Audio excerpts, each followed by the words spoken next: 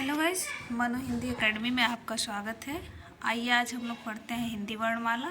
हिंदी वर्णमाला में कुल 22 वर्ड होते हैं, जिनमें कि 11 स्वर वर्ण होते हैं और 33 व्यंजन वर्ण होते हैं। हमने कई पोस्ट किए थे MCQ में, जिसमें देख रहे हैं कि केवल 2% लोग सही ट्यूशन को करने पाए हैं। ये सब आम जानकारी है, ये सब सामान्य ज्ञान के लिए, सामान्य भाषा के लिए जानकारी रखना ही पड़ेगा। तो हम लोग देख रहे हैं कि स्वर में कितने होते हैं। स्वर में 11 स्वर होते हैं हिंदी में। अह जो होता है वो आयोगवाह होता है, और एक और इसमें होता है आगत होता है दीर्घ आ में, जब ये लग जाता है चिन्ह एक। और आइए हम लोग देखते हैं व्यंजन वर्ण। व्यंजन वर्ण होते हैं 33, जिसकी संख्या 33 होती है। तो क ख ग घ ङ च छ ज झ ञ ट ठ ड ढ ढ़ त थ द ध न प फ ब भ म य र ल व श ख श ह छ त्र ज्ञ स्र। ये हमारे व्यंजन है। इसका तो हम लोग जब शुरुआत में पढ़ने की शुरुआत करते हैं तभी हम लोग क से ही सीखने शुरू करते हैं, लेकिन यही का हम लोग को PhD तक करा देती है।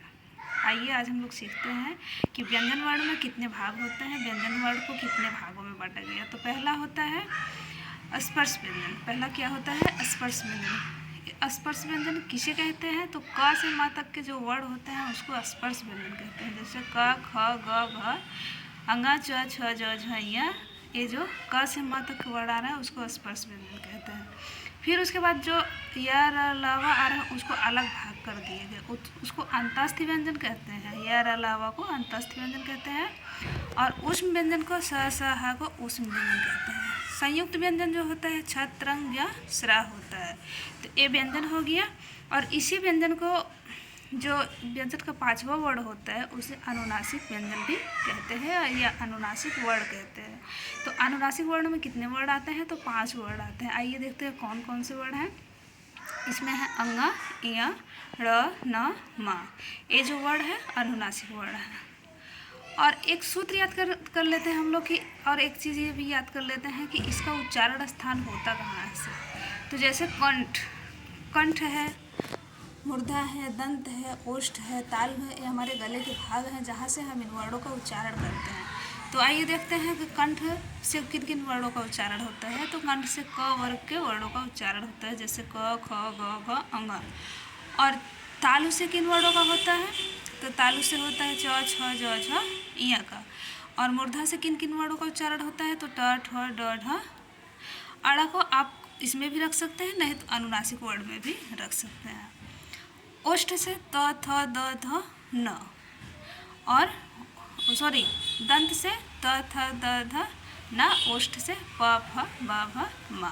तो एक सामान्य सूत्र हम लोग याद करके रखते हैं, आप भी अगर याद करना चाहें तो याद कर सकते हैं कि क माने कंठ से किन किन वर्णों का उच्चारण होता है। तो यहाँ सूत्र में देखिए, अकु विसर्गनीय नाम कंठ।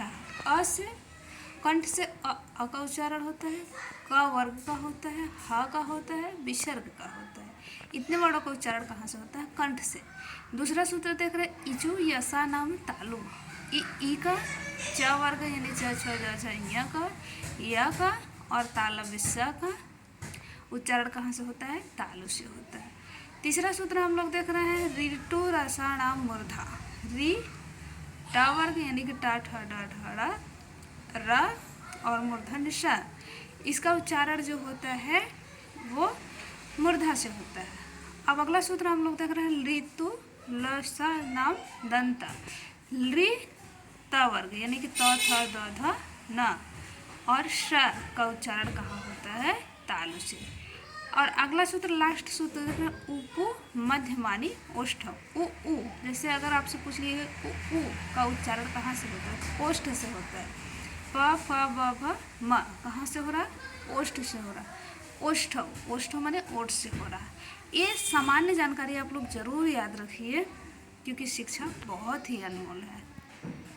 Thank you.